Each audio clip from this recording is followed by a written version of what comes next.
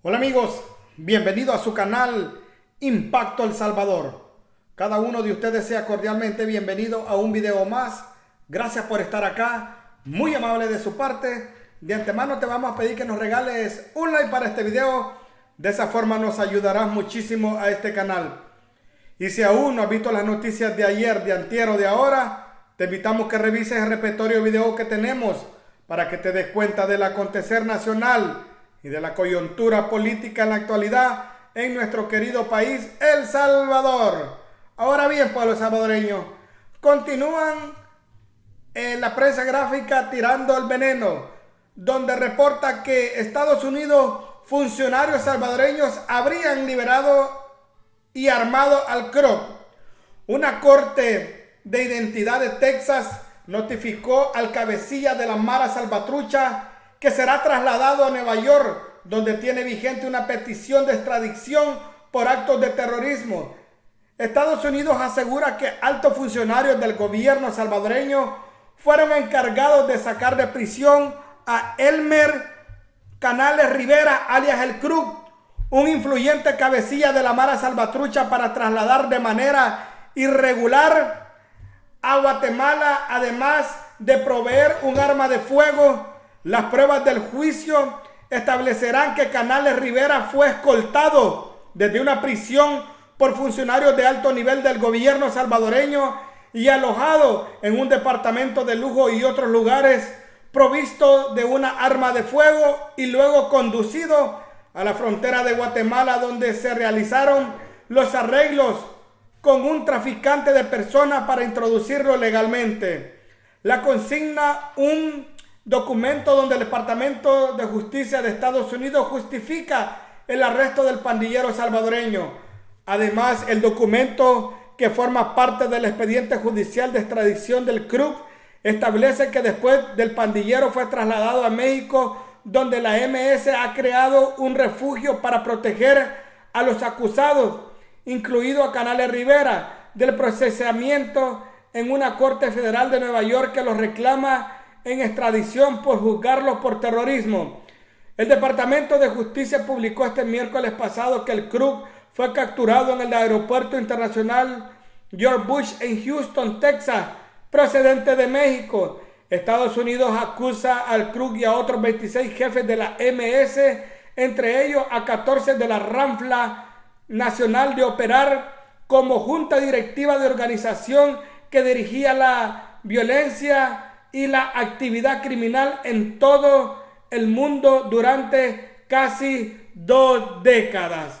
Específicamente, las autoridades federales de Estados Unidos señalan que el CRUC lo señalan de conspiración para proporcionar y ocultar apoyo a los malacates, conspiración para cometer actos que trascienden las fronteras nacionales, conspiración para financiar la conspiración. Ahora bien, sobre esto también, además, el expediente judicial al que ha tenido acceso, según los chambrosos de la prensa, apunta que estos demandados han autorizado y dirigido, entre otras cosas, incluyendo el proceso electoral en El Salvador.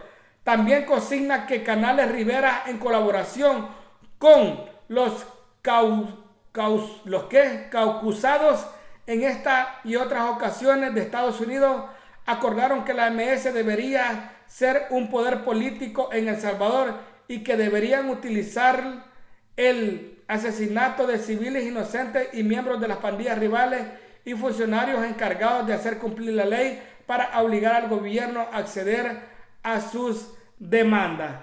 Bueno, sobre esto también, pueblo salvadoreño, habló la abogada Tania Pastor. Se refirió a este tema, en el cual vamos a escuchar. Yo creo que eso ya todos en este momento, desde todos los bandos, están sacando raja política del asunto. Yo creo que ya es más un aspecto de campaña, porque esa es su valoración personal. No sabemos si eso va a coincidir con una valoración judicial o eso si podría calzar con una valoración judicial. Esa es su valoración como político, es un claro opositor. Entonces yo creo que decir algo así es, en su opinión personal, lo que pasaría, pero no lo sabemos, porque cada uno al final se formaría una opinión diferente si tenemos acceso a esos documentos, pero al final el que va a tener acceso es el juez, y el juez lo que va a dictaminar no es sobre esos documentos en sí, sino si la afirmación realizada por el señor Silva en su momento, en donde dijo de que la empresa, me parece, no recuerdo exactamente las palabras, pero que la empresa que había sido adjudicada con trabajo,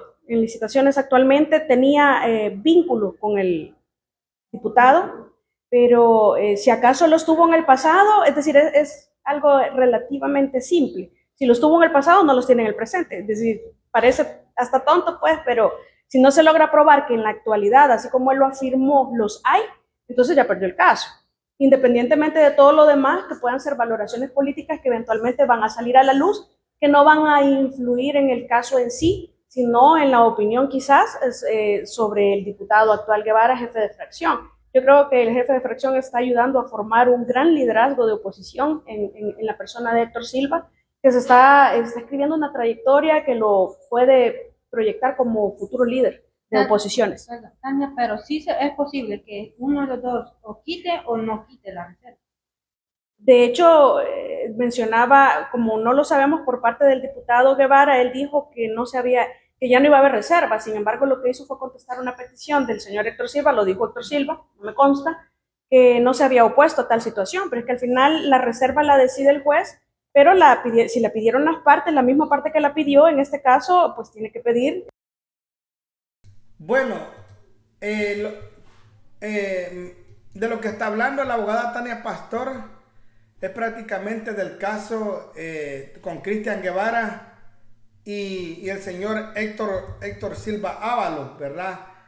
Héctor Silva, espérenme, quiero ver si le encuentro algo que ha puesto. Héctor, vamos a ver, Héctor Silva Ábalos, vamos a ver. No me aparece Héctor Silva. Le vamos a poner así, permítame. No. Bueno, solo me aparece esto, ¿verdad? Que puso hace varios días, ¿verdad? Donde habló que ya había entregado las pruebas y que ahí se va a decir quién está mintiendo o quién es el pajero, ¿verdad? Es lo que dijo Silva Ábalos, que ya entregó todas las pruebas y que hay un montón de archivos donde habla del conecte supuestamente de Cristian Guevara y la esposa de Cristian Guevara, donde han obtenido contratos jugosos por parte de la alcaldía, dice Héctor Silva Ábalos, ¿verdad? Y a eso se refiere. Y que también dijo de que la reserva del caso no la habían quitado, que el juez no había aceptado la petición de Cristian Guevara de quitar la reserva de caso, porque como que al parecer el juez no va a caer en el juego político, al parecer, ¿verdad? Y aquí es cierto, esto le está sirviendo esto como raja política para promocionarse él solo. O sea, esta demanda a él le ha servido para promocionarse como candidato al partido Pierdo el Tiempo para buscar un curul en las próximas elecciones.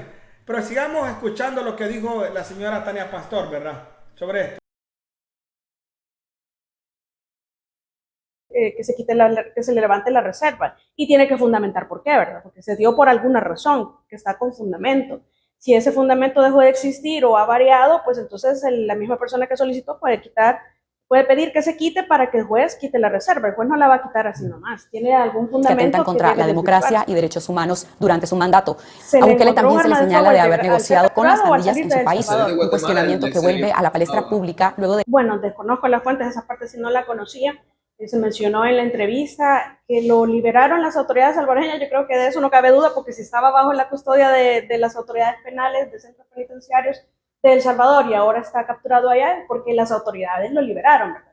Lo que se debe determinar es el marco de esa liberación, es decir, cuál fue el fundamento de esa liberación.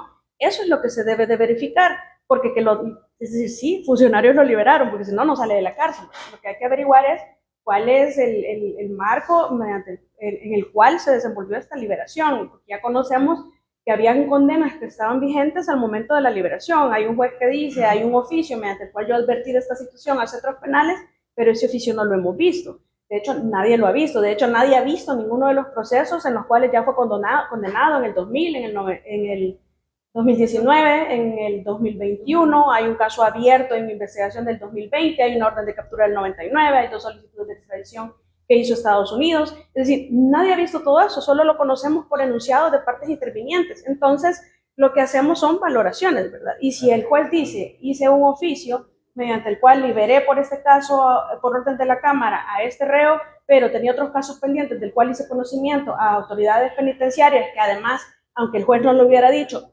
autoridades penitenciarias tienen en el registro de cada recluso o de cada privado de libertad, tienen toda esa documentación, pues ahí es donde tenemos que investigar cómo fue el procedimiento para liberar a este reo o a este privado de libertad, ya es un condenado, ¿verdad? Este privado de libertad que de repente aparece capturado en México y extraditado a Estados Unidos. Ese procedimiento es el que se está utilizando incluso mediáticamente a nivel político partidístico para hacer campaña en contra y a favor, ¿verdad? Porque no le echan la culpa al sistema legal. El sistema legal ciertamente sí favorecía en mucha medida a estos terroristas por el sistema tan garantista que teníamos, pero por otra parte también hay una relación cierta en donde se establece que se liberó y que al parecer tendría que estar todavía detenido, ¿verdad? Entonces, eso es lo que las autoridades, nosotros esperaríamos que investiguen, no es que le estemos echando la culpa a nadie. Vaya, miren, eso es lo que me llega de la abogada y analista política Tania Pastor, que no se deja llevar por los, o sea, no es una abogada que de una vez señala como la tartamuda aquella, que de una vez señala y siendo abogada la tartamuda, sin tener pruebas habla, pero para que vean que es una chambrosa más la otra abogada tartamuda. Ahora bien, lo mismo está diciendo lo que he dicho yo, de que el que tuvo la mayor culpa de la salida del CRO fue el sistema judicial podrido y corrupto que recibió el presidente Nayib Bukele o que heredó por parte del FMLN y Arena, los cuales tenían jueces corruptos que se vendían al mejor postor, jueces que le vendían el alma al chamuco con tal de ver sus ganancias.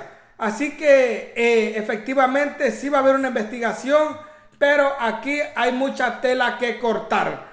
Aquí hay mucha tela que cortar y aquel que salga salpicado, téngalo por seguro que el presidente Bukele no le va a amagar, no le va a temblar el pulso para hacerlo pagar, pero por eso también fue la depuración de los jueces. Recordemos que los jueces tuvieron gran parte en la liberación de docenas o cientos de pandilleros, ya que el crimen organizado había infiltrado jueces y abogados para que los ayudaran.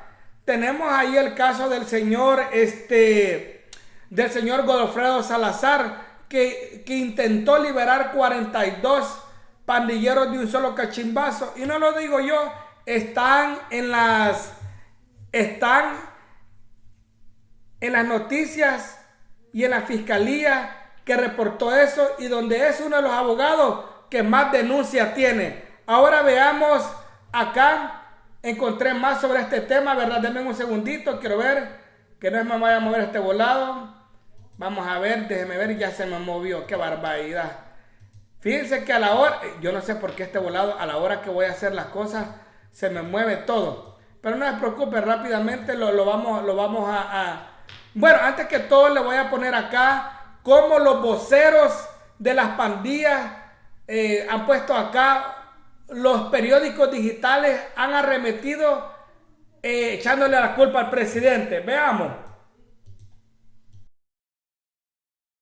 De la captura este 8 de noviembre en México de Elmer Canales, alias Crook, uno de los máximos líderes de la Mara Salvatrucha 13, quien guardaba prisión en El Salvador y fue liberado de forma secreta e ilegal por el gobierno Mi colega Elmer Rivas habló sobre estos temas con el periodista Oscar Martínez, jefe de redacción de El Faro, medio salvadoreño que ha publicado investigaciones sobre dichas negociaciones de las autoridades con líderes de las maras. Veamos lo que dijo.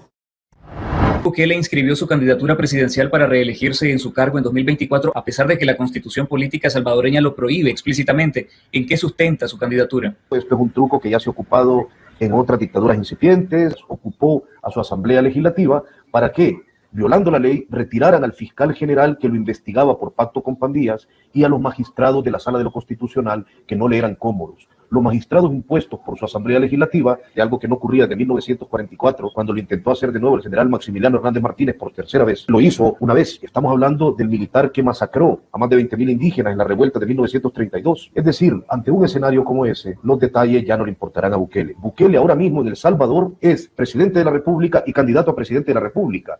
Ustedes en Nicaragua tienen una larga trayectoria y entienden muy bien como un dictador, como alguien con aspiraciones dictatoriales en el caso de Bukele. La otra noticia en El Salvador es la captura de Elmer Canales, mejor conocido como el Croc, uno de los máximos líderes de la Mara Salvatrucha 13. Durante las negociaciones del gobierno con las pandillas, recordemos que esas negociaciones se frustraron en marzo de 2022, cuando la BMS asesina a 87 salvadoreños porque sentía incómoda con que no le habían cumplido con agilidad lo prometido por el gobierno. Hasta ahí duró el pacto. Pero en noviembre de 2021, después de una subida de homicidios, donde hubo más de 50 muertos en solo un fin de semana, el gobierno, que aún no había roto la tregua y decretado el estado de sitio, el estado de excepción, el régimen de excepción, el que llevaba más de un año, decidió liberar ilegalmente a un hombre al que le faltaban 40 años de condena, al que Estados Unidos pedía en extradición. Esto confirma, Oscar, lo que ustedes en El Faro han reportado y revelado sobre las negociaciones entre Bukele y las pandillas. ¿Cuál ha sido la respuesta de Bukele a esta noticia? El régimen de excepción que nos ha convertido en el país con la tasa carcelaria más alta del mundo, con cerca del 1.4% de la población encarcelada. Crook es la prueba viviente de que hubo una tregua con pandillas, un líder nacional de una mafia a la que Estados Unidos tiene en una lista, a la que también pertenecen el cártel de Sinaloa o la Yakuza japonesa. Ahora está en poder de Estados Unidos. Y si ese hombre, para reducir su pena, por ejemplo, decide contarles todos los secretos que conoce, que vivió en carne propia, quién lo liberó, qué negociaron, eso va a ser un problema para estos funcionarios. La gestión de Bukele está marcada por su llamada guerra contra las pandillas. ¿Cuál es el balance de estos casi 20 meses de régimen de excepción y qué impacto ha tenido la suspensión de las garantías? ¿Cómo ha logrado eso? Destruyendo la democracia. Es decir, ¿cómo ha logrado eso? Encarcelando. ¿Cómo ha logrado eso?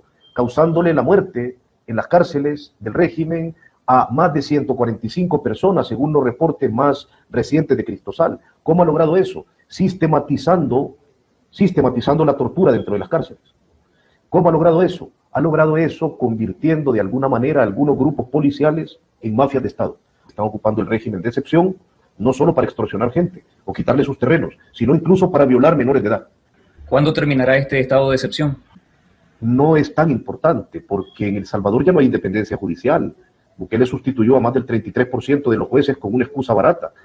Jubiló a todos los mayores de 60 diciendo que los mayores de 60 eran corruptos sin individualizar los casos y puso a jueces dóciles que ya están en todo el sistema judicial. Se tomó la fiscalía, quitó al fiscal que lo estaba acusando de múltiples casos de corrupción y de pacto con pandillas y puso a un fiscal que es su títere. Bukele modificó las leyes para poder acusar con más facilidad a quien quiera, modificó el país. Es decir, cuando el régimen de excepción se acabe, vamos a estar en el mismo país. Un país controlado plenamente por un hombre que ha aumentado el presupuesto militar en un país que no está en guerra y ha reducido el presupuesto de educación y salud. Ahora, las condiciones por las que las pandillas surgieron siguen ahí. El Salvador tiene millones de personas al borde de la hambruna, ya no en situación grave de hambre, sino al borde de la hambruna. El Salvador tiene cárceles hacinadas y quedan preguntas importantes. El Crook fue el único líder al que liberaron. No nos han mostrado a ninguno de los líderes nacionales de ningún. Bueno, ahí pudieron ver ustedes cómo los del Faro son buenos para tirar veneno. Miren la preocupación. Dice, en El Salvador Bukele ha encarcelado y ahí se quedó. Pero ¿a quiénes ha encarcelado el presidente? Aquellos que tenían en hambruna al pueblo. Él está hablando de hambruna. ¿Quién tenía en hambruna al pueblo? Las pandillas.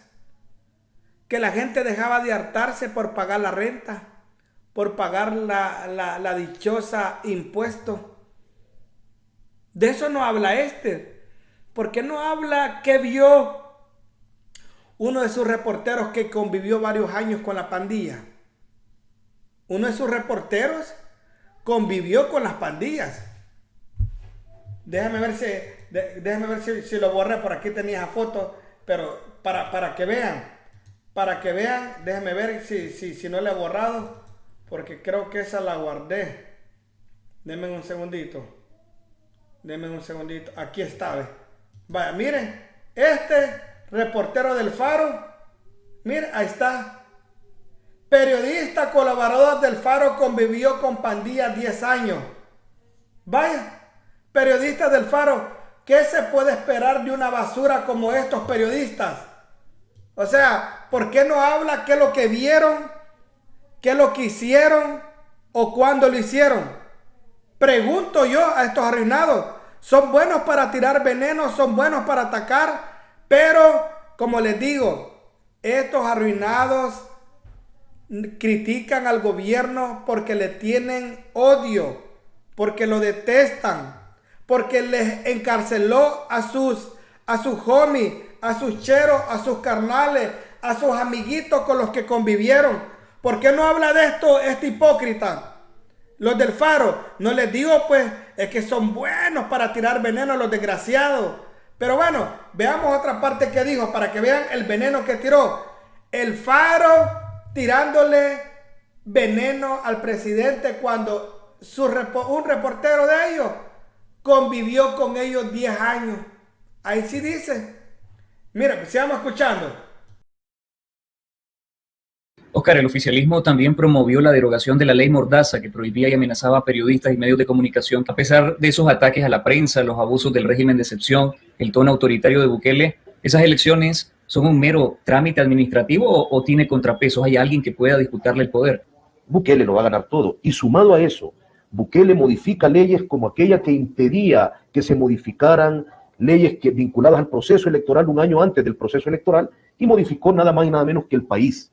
Es decir, si vos tenés una competencia que intenta crecer, nacer durante tu autoritarismo, durante tu autocracia, si vos además tenés el descaro de modificar el país como te da la gana, es bien comprensible porque no vas a encontrar competencia de ningún tipo. Bukele va a ganar y va a gobernar los próximos 5 años y posiblemente le va a dar la gana de gobernar más años. Una de las 3 pandillas, desde que el régimen de excepción empezó, a ninguno. No nos ha mostrado dónde están. Oscar, el oficialismo también promovió la derogación de la ley Mordaza que prohibía y amenazaba a periodistas y medios de comunicación. A pesar de esos ataques a la prensa, los abusos.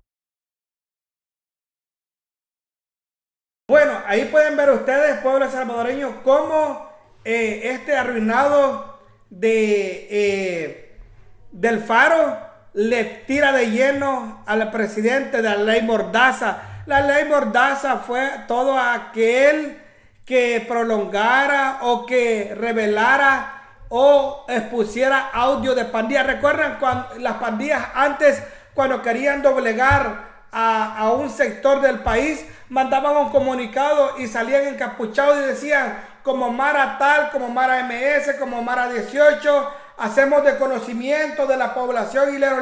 Venían los medios de comunicación y lo transmitían, ya sea en los medios de comunicación televisivo, escrito o radial. Entonces, ¿qué provocaba eso? Provocaba un temor en la población salvadoreña. No era la libertad a la prensa como lo quieran hacer ver esto, ¿verdad? Pero ¿qué se puede esperar de estos desgraciados que simplemente llegaron a convivir con los malacates por muchos años y ahora no les gustó que les dijeran sus verdades, ¿verdad? Así que, bueno, cambiando un poquito de tema, fíjense de que me encontré un videíto acá donde el Chino Flores al parecer anda atacando y anda reuniéndose o anda tomando